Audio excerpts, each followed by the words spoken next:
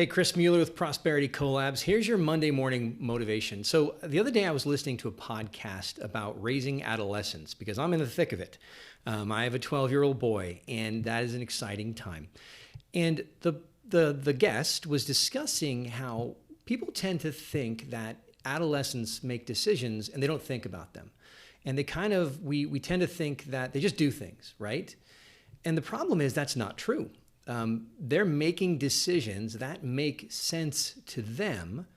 And unless you take the time to understand or try to give them an opportunity to voice why they're making those decisions, you get tuned out, right? And it just struck me. We're all like that, right? If you're working with buyers or sellers and you're not taking the time to understand why they're making the decisions they're making, then you say things like, oh man, well, that person was crazy. No, they weren't.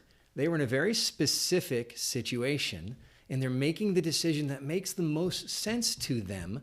And until you take the time to find out why, you're not going to be able to help them make the decision that truly is going to be for their benefit, to be the fiduciary that you are. In order to do that, though, I've got to take myself out of a reactionary position and I've got to put myself in a position of action.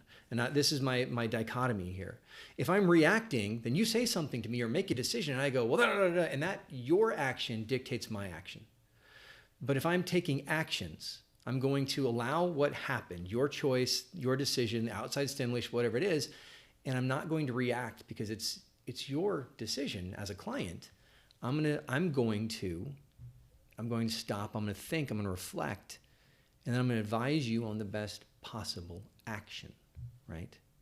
What makes the most sense? Not what's just is the next thing that's the emotional response, but what's the thing that makes the most sense for you and for your family and for their outcomes, right? As real estate professionals, we've got to get better at not reacting and instead acting.